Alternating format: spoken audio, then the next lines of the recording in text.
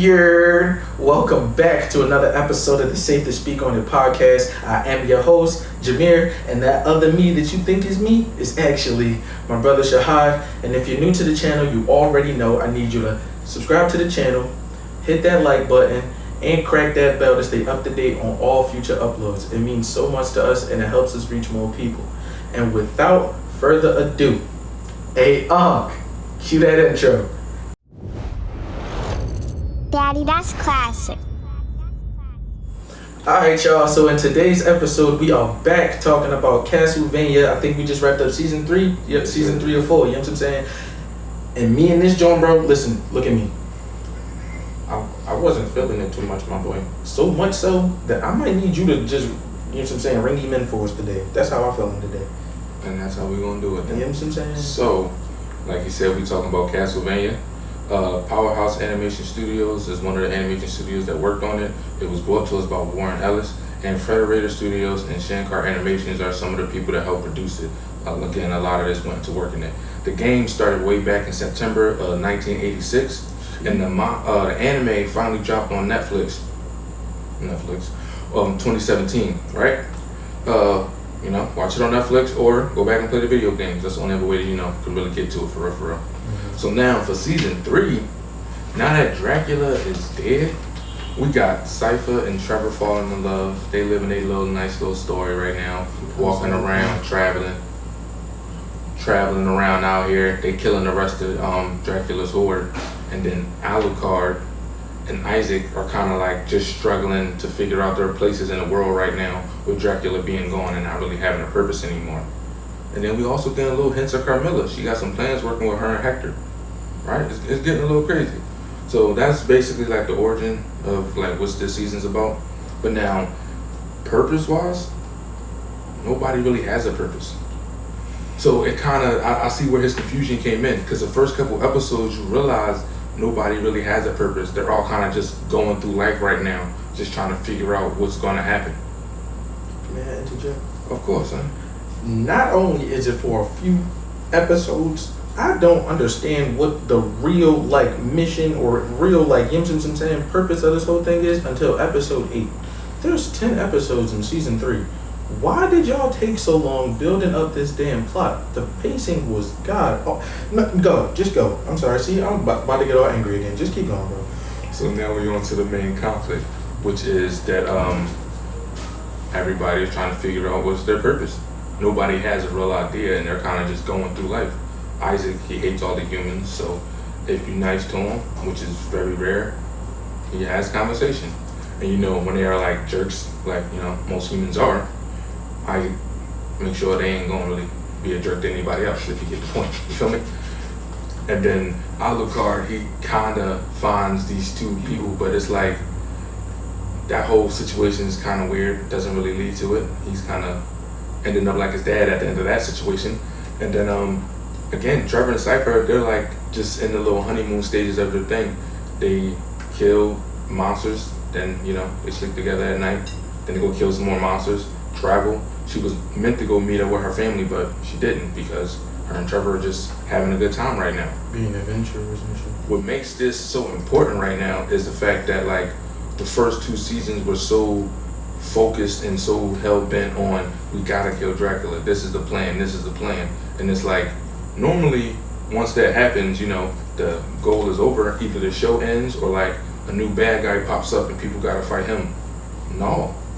Right now, literally everybody is just struggling to find their way in the world and don't really know what's their true purpose until sorta at the end of the season, you get a glimpse of them okay, kinda getting it, but not too much really. It's dope right now. Yeah, so I actually don't disagree. A different spin on it though, this is something I kind of realized, like I said, it took a really long time for them to really get down to it. So for me, I didn't have some kind of idea of what the main conflict was until episode, let's say 9 or 10, right? Mm-hmm. And me, that would be the priory that we get to see in the John. And looking back on the whole episode, the whole season, it's figuring out what the Priory is up to. Like, they had that run-in with the night creature, and they haven't been the same since. And you come to learn that the whole church that they ran was deconsecrated and all of that. Like, but none of this is revealed until the end of the season, which is why I was kind of bored for the most part, because it was like building up to this. And when I say what it built up to, fantastic. Seeing Trevor and Cypher being pushed to their breaking points was fantastic. Yeah. So it's actually really good that you was talking about Trevor and Cypher fighting so well, because that goes into my key facts. Why is she so good at fighting? She's supposed to be a speaker that just travels. Why are her hands like that? Did they say that though? Yeah, she's a speaker magician. All she do is just travel.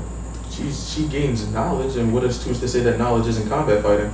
I understand that, but if that was the case, why was the grandpa so helpless? And then, all right, that's actually, boom, that goes into my another one, right? If she's just taught from her magic, like from just gaining knowledge and stuff like that, what is everybody else doing? If they just walk around with one speaker magician, cool, I understand that. She guards the folks. Then what happened when she left? Did they pick somebody else to go pick it up? Because she definitely seemed like the only one that knew any types of magic. That is a good point. And I can't actually remember in the beginning of the show if they mentioned, why she's the only speaker magician. You know what I'm saying? Why is she the only one that does magic? I'm not too sure if everyone else can't, or she was just the only one who decided to.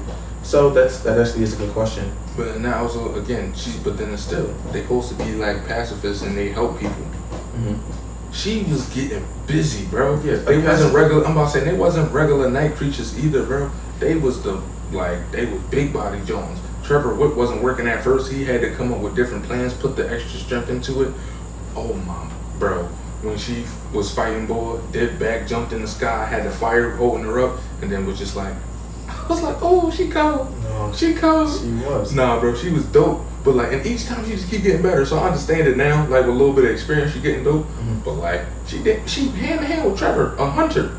You know, like a pacifist is someone who like don't want to fight, not incapable of fighting. That's not the way the grandpa was looking. I mean, he was old as hell. I didn't see him fighting the priest that was about to kill him. I didn't see him fighting him. No, they wasn't even if he wanted to. First, I feel like he definitely could have. Yes, he's old, but how many old anime characters have we seen that's actually dope?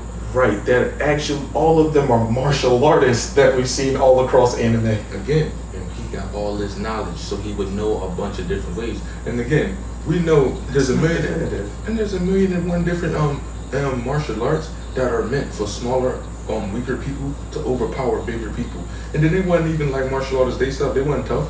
I don't disagree with that, but having the ability to do something is different from actually doing it. Like, he might know these things, he might not know these things, and he might not have a body capable of doing those things. He was old as hell, and who's to say, like, he just didn't want to rumble. He could have been the MLK and Cypher to Malcolm X. Alright. That's crazy to say, but I'm gonna say it. I said it. Like, yeah, that made me a little angry. I cried 2 tears in a bucket. Like, what? Cool. My other one, well, my last one actually. You think Trevor got like some form of magic? Remember at the end, right, when he pulled out the double whip action and then he threw it in the air and let that joint charge up? Yes. Do you think it's possible that like he got magic also, or is it just like he just so keen with the whip he know different like techniques to get it to act the way it's supposed to? I'm actually really glad you asked that question, because I was indeed curious as well. Okay. Because even though that the gigantic night creature was shooting like flames of fire, I had one notion that maybe his whip caught fire from, being in the room. You know what I'm saying? Because he was like basically like this raging inferno. But when you look at it, the flame on his whip was controlled. It was spiraling around the damn whip. So I'm like, all right, my man, like, is this you telling me you've been having the things with the things the whole time? You telling me you can do this and you ain't want? You mean, like, I was so distraught, but I'm indeed curious. So yeah, we can move on to your side characters, Gengi. All right, so my boy Isaac, I don't know, like, if he's a bad guy or not, but I really like this guy. Like, I really like this guy. So episode 4, right? Mm-hmm. Remember, so he meets a merchant, and the merchant dude was nice to him. Mm-hmm. And at the end, he made a joke about him saving him from hell when he goes there, because he knows that he's a what is it called again? Forge master. A forge master. That's what it is. Because he's a forge master, so what he do is he takes the corpses, and once he stabs them and infuses them with the magic, he's forcing a soul from hell to come do his serving. Back to the land of the living. Technically, he don't really save you from hell because now you a slave, and also it's not by choice. He's just picking a random person. So, but it was like a funny little joke. And again, Isaac is like, everyone he meet normally just want to kill him. So like, he don't really care too much for humanity. So for him to get that meant a lot to him. He also gave him a gift was a transmission mirror, which allows him to see different things across the world. He leaves the merchant shop, and then these people stop him and tell him that he gotta leave. And he's like, fine, I'm going to leave anyway. I'm trying to go to the port. And they tell him, no, you're gonna leave the way you came. You can't go to our port. He's like, bro, y'all really about to do this? And they like, yeah. And he did, so he just trying to leave. They wasn't trying to let him leave. So now they can't make sure that nobody leave ever again. He told them he didn't need no more materials. So his monsters, they got some grub. So from there, after they get some grub, he goes to the port and he meets the dude that's going to go on the ship. As they go in there, then they start to have philosophies. Now the part that I'm really trying to get to with this is that him and Isaac sit down on a boat and they have a drink together. And when they speak, the man of the captain of the ship, he tells them that like once you kill people and you take over the land and you run through everything, it's technically your land now. And Isaac was like, no, it's not. He said, yes, it is. By rule of conquest, you are the ruler of that land now. So why not teach people instead of just destroying everything? And then from there, Isaac sort of switches his goal, because it's like, he wasn't just gonna go kill Carmilla and Hector now. Now he's gonna go kill them, but he's gonna take her empire. And I was thinking like, somebody has a purpose. And it's crazy that it was him of all people to have one. And it's like, okay, everybody get a new main character, I'm kind of down with it, right? Now, to follow along with that, right? Isaac later on goes to the as he's on his way to the village, he meets another village where a mad magician has taken over everybody and made them slaves. So another lady that wasn't taken because she was too strong to fall for the mind control told Isaac the story, and he was like, cool, I'm just on my way through anyway. And she told him, you might as well just kill everybody in there. They mindless, they gonna thank you for it anyway, and you're gonna get more monsters for your horde. So cool. Once he go run through that thing, and then he take all the people. But the crazy part was, he said no more destruction. To put everything up the way it was, leave the buildings that was left, start to clean up the rubble, and to send and he told him not to eat nobody else. He stopped all the destruction. But my head was like, is this about to be his new space now? He wanted the rest of the buildings to stay. Mm-hmm. Then he was like, maybe someone will inhabit this land someday. I was like, I like what he's doing. Right, so I think it's a little amazing that like he was the one to actually get a purpose first, mm-hmm. and to like actually be following through with it as hard as he was. Mm-hmm. And what I kind of liked about that whole conversation, as you kind of like stole one of my key Johns about it, because I loved that ship captain. Like I loved his whole thing. His whole John was he didn't want to be bored.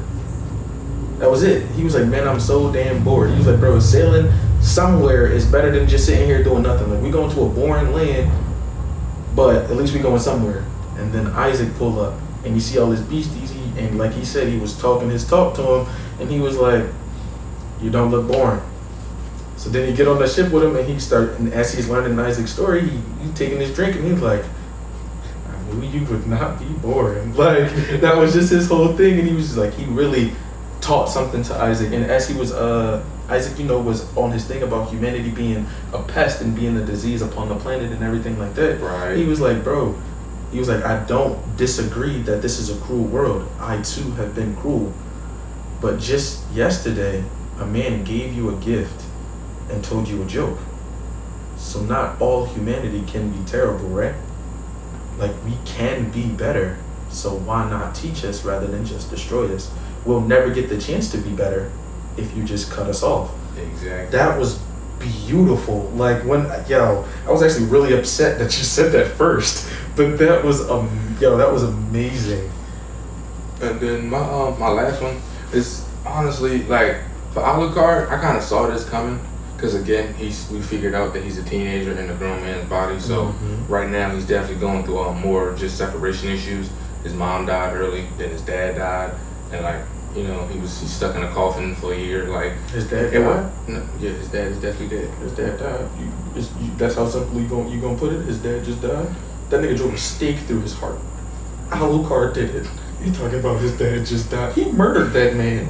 You get my point. No. The point is he's going through so much right now that once he finally meet these two people, I could see why he latched on so hard. And they had their own issues that like I kind of seen it going south already. And then they get into this weird act of rubbing uglies, right? They're twins, by the way, so it was really weird. Like, the two people he meet are twins, a boy and a girl. It was a little strange, but we ain't gonna get into that. Long story short, I saw the betrayal coming because they tried to kill him. But it was because of the fact that he was cautious and also not trying to tell them everything so that they wouldn't leave too fast, that he had one up on them, and that's how they go bye-bye. And then, from there, I also guessed that he was about to do something real drastic. And what did that man do? He did exactly what his pop used to do, and impaled them from mouth to anus. Actually, no, didn't Dracula only have heads? No, he used to put them in the very beginning. I'm pretty sure it was just heads. When his wife knocked on his door. All I know is they used to call him Dracula the Impaler, so they impaled and Either way, put him on the stakes. That's all that matters. Yeah, and what I loved how he killed them. You know what? I'm gonna leave that for y'all to find out. If you want to watch the anime, you know what I'm saying? I ain't gonna tell y'all how he killed him. That joint was crazy. Listen, bro, tap in. That's all I'm gonna say. And since we on this subject of these characters, I gotta talk about your boy Hector, cause this nigga don't seem to learn, bro. Like, he is. Earlier on, Isaac said that man is still a child, searching for love, and this nigga is so easily manipulated. Like, he can be toyed with just by showing him acts of love. And time again, he fall in love with someone he shouldn't. End up in chains all over again. Like, bro. And then he gonna fall for the sister. Like, the sister. You thought the sister was gonna help you, bro? Like, I'm done. I'm just done. This whole season was punching me in the head. Yo, when I say me in Castlevania Season 3 was in a crazy boxing match. Like, it was, man. Yo, you got anything to say about this? Anything else? That's how we're going to wrap up Castlevania. Alright, so before we move on to the second anime of the day, if you've been watching this long, I mean, you might as well subscribe to the channel, hit that like button, and crack that bell to stay up to date on all future uploads. I appreciate you. And we got a new anime alert. Remember me. Alright. So our new anime is called Record of Ragnarok. Record of Ragnarok was done by Graphinica Studios. It was created by Shinya Ume. You know what? I'm gonna put their names here and here. I will not get troubled for bashing these names, okay? These guys did amazing work. Now, it was released in November, right? 2017 for the manga, but the anime was brought to us June 2021, right? And it is a Netflix original. We got another one for y'all. Netflix actually got some pretty dope animes, and Record of Ragnarok might just be on that list, alright? So, the whole premise of the story is humanity's demise, right? Is being orchestrated. Like, this is going to be the end of humanity. But it's not by famine. It's not by disease or some natural disaster. It was chosen by the gods themselves. They decided to end humanity, right? But one of the demigods, who I'm gonna say is the main character in a sense, because she's the one who put this battle together. Her name is Brunhilde. She's one of the demigods of the show. And Valkyrie. She's a Valkyrie. Yes, I'm sorry. She's a Valkyrie. I apologize. Well, the Valkyries aren't demigods, right? I'm just known as Valkyries. I'm pretty sure one of the boys that was talking trash to her when she was speaking called her like a filthy demigod or something like that. I could be wrong, but anyway, the council. We digress. I say yeah. So the council of all the gods makes the decision to end all of humanity. But right before Zeus can bang the gavel and make the decision final, Brunhilde steps in and she interjects. Of course, she apologizes for her discretion and all of that, but she then invokes the sacred ritual of Ragnarok. And the purpose of Ragnarok is to pit man versus maker in a last chance battle to really decide, if humanity is worth living on. So the way this goes is the battle between the gods and mankind. This is the biggest brawl of basic, honestly, as you can clearly see, is for humanity. This is for the fate of humanity, right? So the greatest warriors throughout history, alive and dead, the ones that have died but they made their names throughout history, are brought back in their prime state to be in this battle in order to see if humanity can live on, right? And the main conflict, in my opinion, big brother, is the gods are not playing, right? The gods are not playing. They didn't even want to do this at first, right? Should have mentioned that. They did not want to do this, but Brunhilde got under their skin. She said, y'all just want to end humanity because y'all too scared of them. And that was basically the starting bell. And what we're not telling y'all, right, is that actually it's every god in any kind of existence. Any god you could think of is a part of this. So we got Zeus, Odin, Loki, Thor, Hermes, what was his name, Hades. We got Poseidon. We got Shiva. We can go down the list. Literally any and every god you've ever thought of. Every mythology across the globe. All of them are in there. So you got so many different people to go from. And like he said, she basically just threw the starting bell. That was basically it. Once she told them, "Oh, you think we scared? Set it up then. Go get your 7, and we're gonna bring our 7." Zeus actually started laughing. Zeus started technically.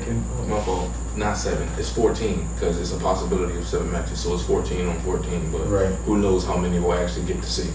Right. And what I meant by the gods wasn't playing around, after Brunhilde so blatantly disrespected them all right there to their faces, they brought out some crazy heavy hitters. Season 1 only consists of 3 battles, 12 episodes. Pacing is stupid. But these 3 battles, he brings out Zeus, Thor, and freaking Poseidon for the first 3 matches. Those are crazy heavy hitting gods. He was not rapping. They were not playing okay, y'all gonna die. This is it. And why all of this is important, as we've mentioned quite a few times, is that this battle is for the fate of all of humanity. This is it. These 7 matches determines if we live or perish. That's it. Nothing else. Man versus maker. This is it. Let's do it. What's going down? You know what I'm saying? We're going to go into our key facts about the main character. I'm going to let you kick that off, big brother. I got you. So, technically, right, because like he said, this started off as well, he didn't say this, but this started off as a graphinica, which is another weird word for manga, basically. Oh. But, I didn't know that. yeah, but that's name is Shimatsu no Valkyrie. That's the name of the actual show, the actual manga when you read it. And that literally translates, bro, to Valkyrie of the End. Wow. So that kind of made me think maybe she is maybe that's a hint to the humans gonna get the win. Or it could be saying that she's a Valkyrie that ended all of the humans because she fed us. So it's a play on that, you feel me? You don't know which one it really is. That's so good. So like he was saying, these are fighters from all throughout history of the world. So one of them is a man named Sasuke Kojiro, and his earliest feats are recorded back in the 1600s. So like that's really as much as you really know about him. In the show, he's known as the man that has never won a battle. He loses, he fights you one time, he takes his loss, and then he mentally trains to beat you.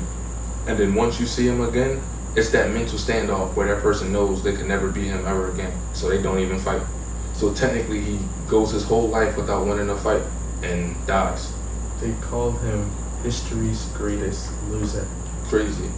But in real life, he was him.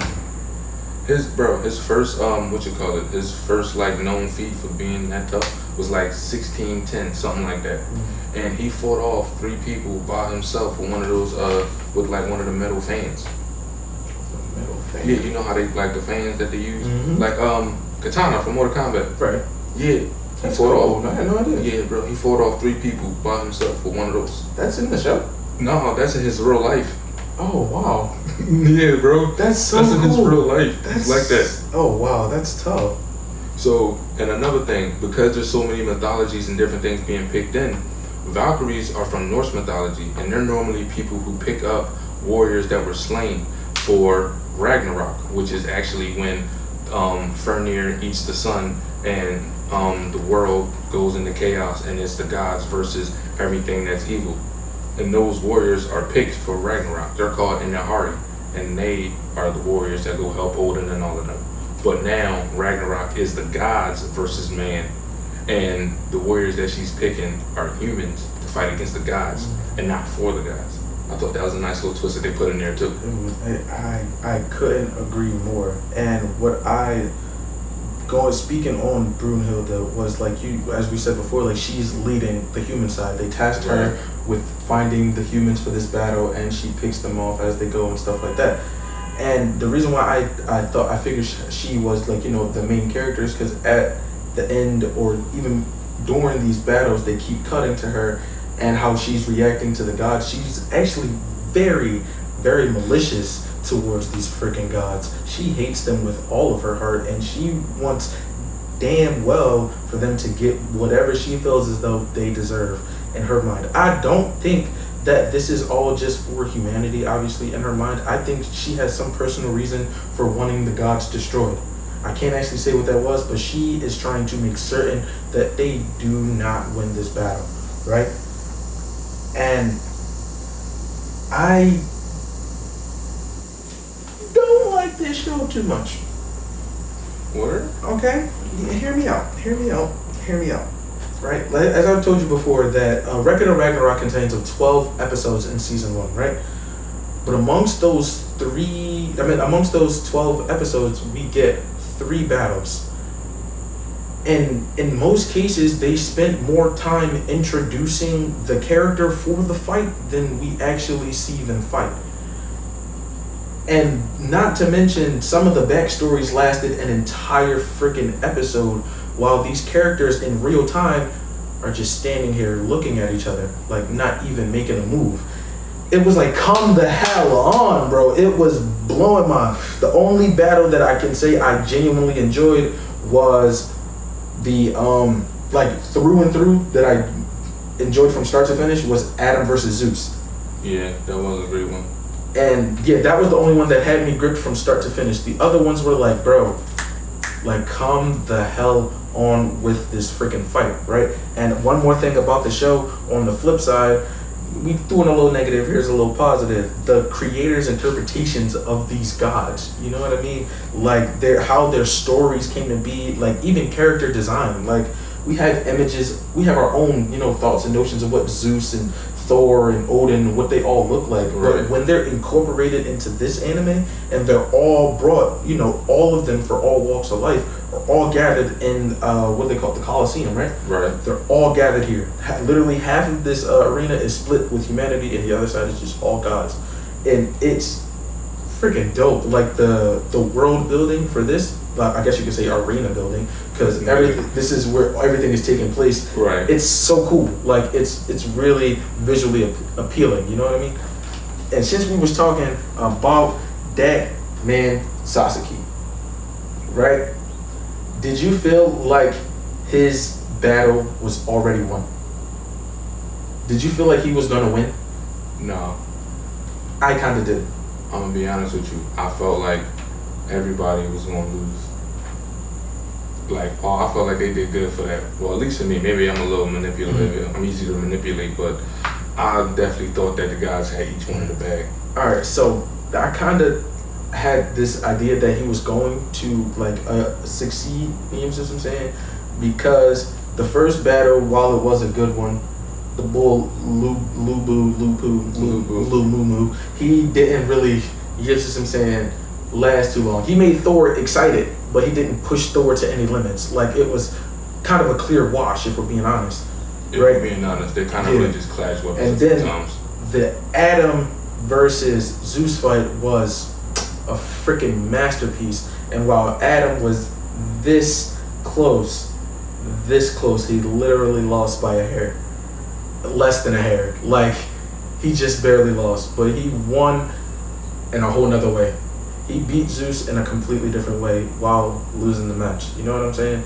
And I kind of felt that after that, right?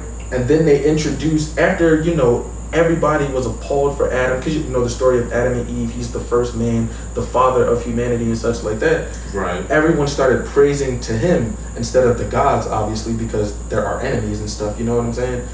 But then we get Sasaki Kojiro. It's likely that they're going to give him the dub. I got a little wary when they brought out this nigga Poseidon. That made me a tad weary. Bruh. But I decided to trust my instincts, and given the nature of how many anime go and how story building goes in some ways, I kind of felt like he was going to get his dub. And surprisingly, well, not so surprisingly, I was correct. I thought that was really cool. You fine. And my last one was Adam, the father of man, made in God's image, granted the ability to emulate any move a god or goddess does before his eyes, right? This man beat the brakes off of Zeus, right? And while, you know, he has he basically got a knockoff Mangekyo Sharingan, right? Like, my man can mimic anything he can do. He got Kakashi beat, if I'm being honest, right? So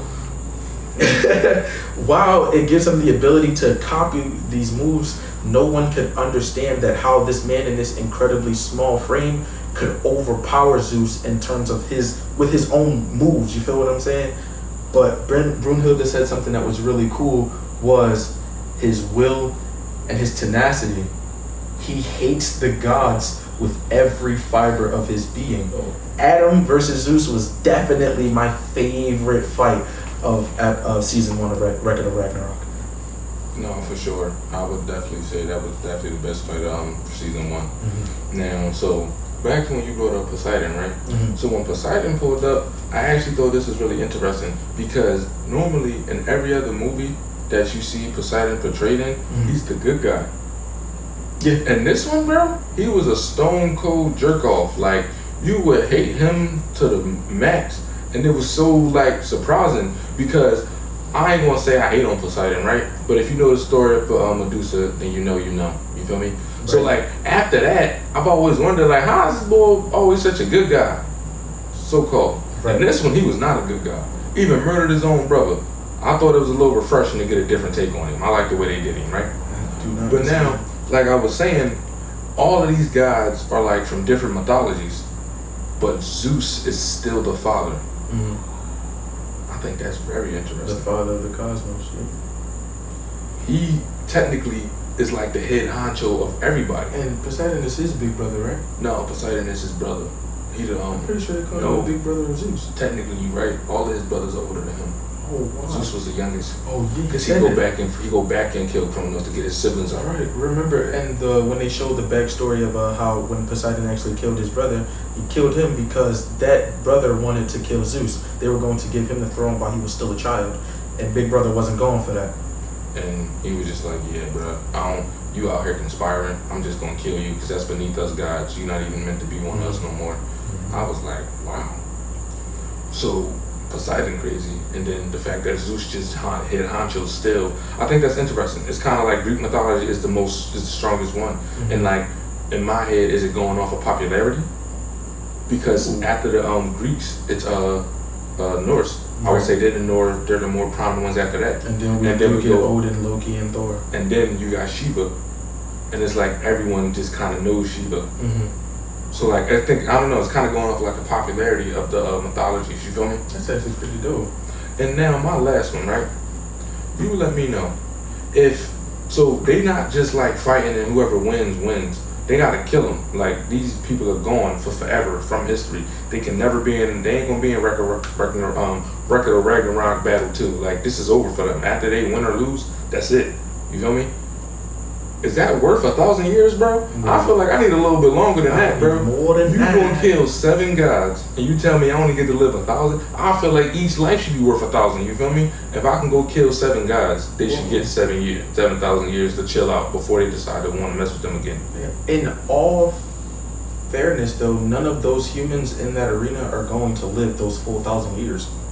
Still, that's not. They still fighting for humanity. What you mean? No, I get that, but that's this lifetime and another 1,000 years. I'm guessing that's not a millennium, or I don't know how they define them. You know, you got century, decade, and all of that. Yeah. But that's a number of lifetimes, and to the point where I'm guessing the gods are going to decide if that faith needs to be tested again. You know what I'm saying? Their humanity once again needs to be tested to see if this generation is worth defending, or you feel what I'm saying? You know what? I guess that's a fair enough point, because it's like, I just won 1,000 years. You really better work for them. You feel me? Because technically, when the next 1,000 years come, they don't even have to do Record of Ragnarok if the guys decide like, all right, they actually moving on to something. We can let them chill out.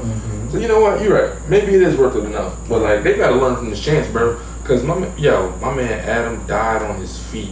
Literally. If they win this, if they close fist on the air. Bruh, he kept punching after he died. His body kept going until the muscle, like his blood literally stopped flowing and his muscles went rigid. It was so good. It was done so well. Man, RP my man Adam, man. All right, one more thing before we get it. Well, I don't know if you got anything else, but what you got? Before we get out of here, there was one thing about that final fight that I thought was incredibly interesting. Right? Okay. So, do you remember? This is a little digression. Do you remember Iron Man 2 when Tony went up against Whiplash? So, do you remember their first encounter on the race car track and all of that? Right. And obviously, Cuz got detained and sent to jail, but he was yelling at Tony saying, "You lose." Right. And then he took him, and then he visited him in jail, and he was talking about how I'm here right now because you took a shot. You had a shot, you took it, and you missed. And he was like, "Did I?" He said, "If you could make God bleed, people would stop believing in him." And in the battle against Kojiro, Sasuke, and Poseidon, no one on the humanity side, obviously except for Brunhilde, believed in Sasuke until the moment he cut Poseidon's cheek. God bled, and now he's beatable. That's actually a really good, Yo, when I saw that, I was like, oh my God. Everyone was in the entire arena, well, obviously half of it, stood up for that man, and they was all cheering like, yo, go ahead, go do your thing now. The young bull who stepped out, remember the young bull in the crowd who was hating on him? He was like, bro, go, you got this. Everybody was on his side because now Poseidon is beatable. God is not invincible anymore. I thought that was so cool. Like that was really good. And ladies and gentlemen, that wraps up episode 7 of the Safe to Speak on the podcast. Big brother, take us out. All right. You already know how it go. I want to thank you all for tuning into today's episode. Without y'all, there is no us. Please leave all your thoughts and comments down below. We're going to get to all of that in the future episodes. Like the video and help us reach people here on YouTube. Subscribe so that you are locked into the family. And hit that noti bell so that you are updated on all future uploads. We have been your hosts, Shahad, Jameer. And y'all have a good one. Peace. Daddy, that's classic.